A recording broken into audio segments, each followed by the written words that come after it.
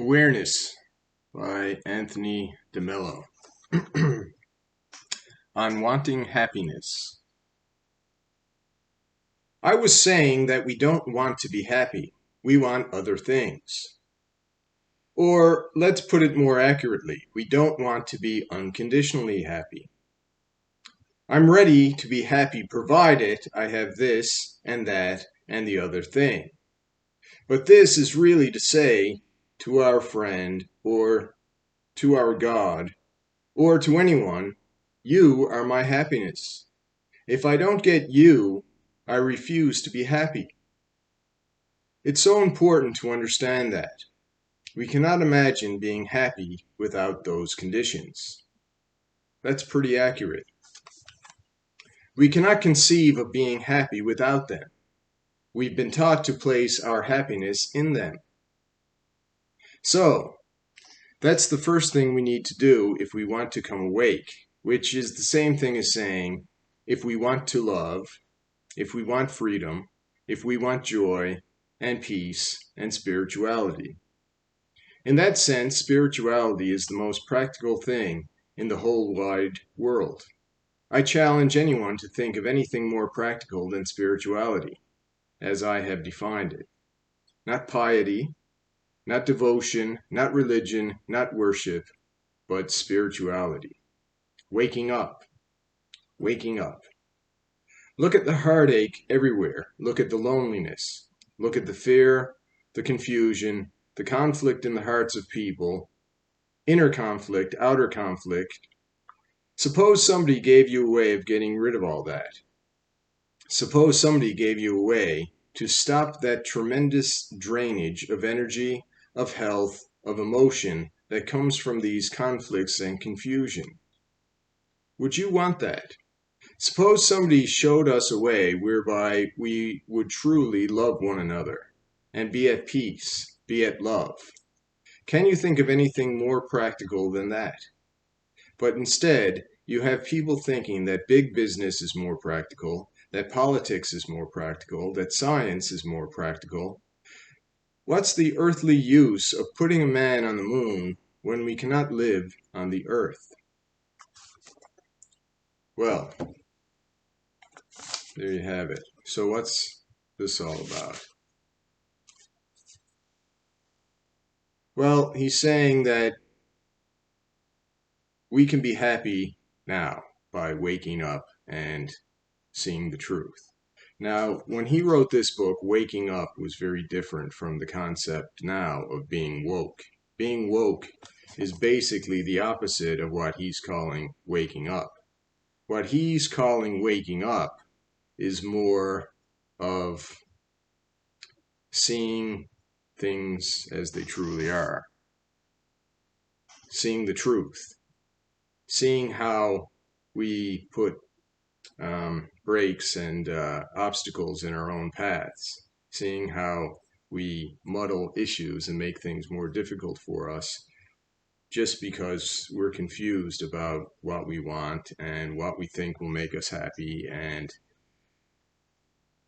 putting these kind of obstacles in our way that, oh, well, I can't be happy unless I have a job where I'm making X number of dollars, or I can't be happy unless I'm a doctor, or I can't be happy unless I have a loving relationship, or, I can't be happy unless I have this percentage of body fat, unless I'm this fit, unless I'm this size, things like that. So he says we've been taught to place our happiness on these kind of um, concepts and ideas and things like that. But if we want to love, if we want freedom, if we want joy, if we want peace and spirituality, then how we get that is just by waking up and understanding truth. That's what awareness is all about, being aware of what's really going on in our minds and what's really going on in our lives. And he talks about, loneliness and fear and confusion and conflicts people have with each other or with themselves. I mean, if you're not seeing yourself clearly, then you're going to be in conflict because your self-image is not going to match up with the reality. And that's something that you can control. Now, if your self-concept doesn't match up with other people's concept of you, that can be a problem as well. But maybe their concept is closer to the truth than your own self-concept. You need to learn the truth. If you know the truth, if you know who you truly are, then if other people don't recognize that, then the problem's with them, and you can't really do anything about that. They have an incorrect vision of you, and it's very difficult to change somebody's mind, especially if they don't want to change their mind. If they're quite happy with their image of you, you're not going to convince them otherwise. If they're happy with their belief system, they'll defend that way beyond any reason just because they don't want to get rid of it, even if you provide better arguments and better facts and the truth. If they want to hang on to their delusion, they're going to hang on to their delusion. And this is, we mentioned earlier in an earlier chapter of this, well, or section, whatever these things are called, about you don't really love other people or somebody. You love your image of that person. And if they don't live up to your image of that person, you feel cheated. But maybe he contends that you hadn't seen them clearly, or you saw them as the person they presented themselves as. You know, this is a problem in a new relationship. You meet somebody and they present themselves as perfect as they possibly can be. And you want to believe that they're as perfect as you believe them to be and that they show themselves to be. But as time goes by, you know, they can only keep this persona going for so long, and the true self is going to show through. This is why it's important to, you know, vet somebody before you marry them. I've been in relationships where, you know, women wanted to get married or something like that, and I would say things like, well, you know, since I've met you, we've only had good times. I don't know what you're going to be like in difficult times, so I only see a certain side of you. You know, it's very easy to pretend to be somebody you're not, or it's very easy to be a perfect partner when everything is wonderful.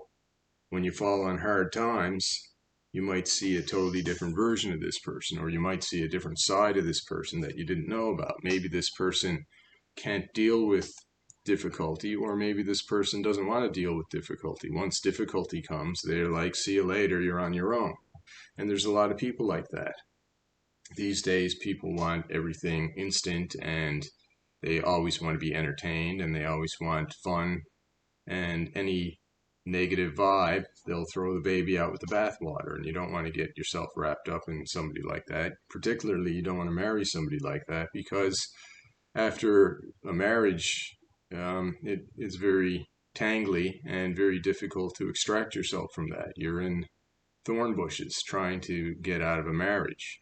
So if you're going to marry someone, you have to vet that person. You have to know who you're dealing with. And, you know, people can keep a persona of being perfect going for a very long time. I've had relationships in my life where absolutely crazy people have pretended to be sane and nice and normal for a very, very long time.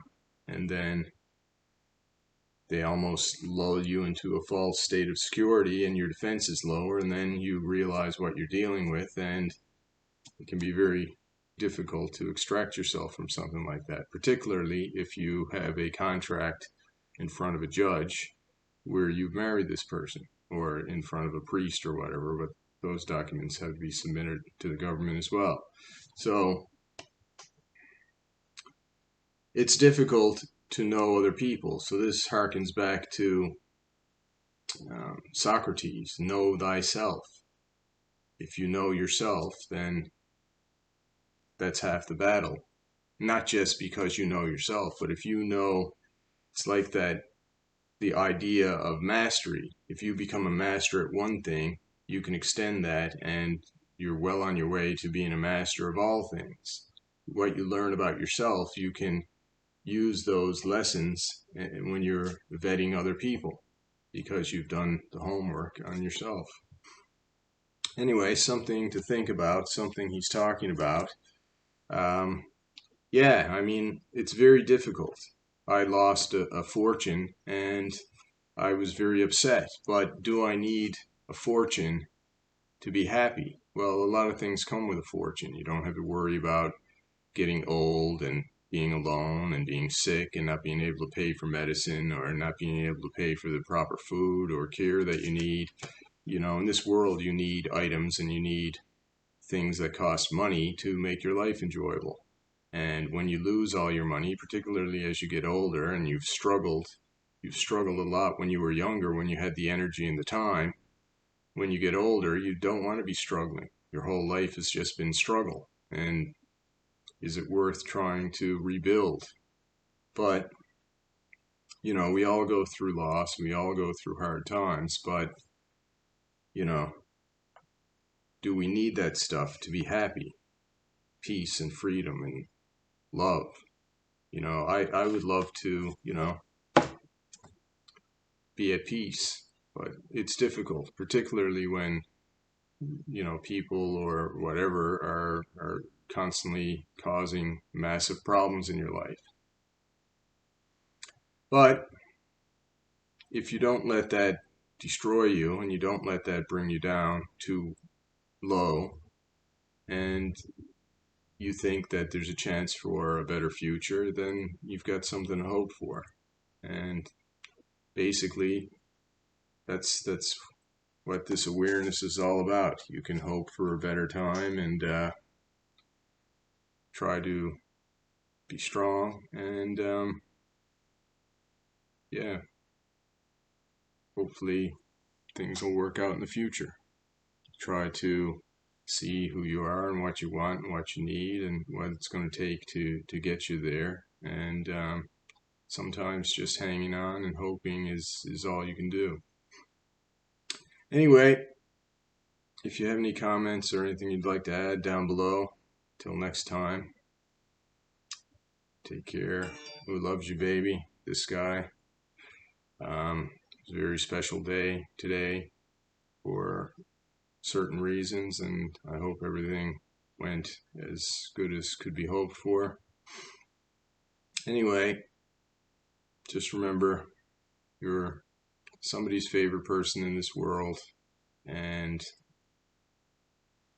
find some solace in that. Anyway, till next time, love you. Bye-bye.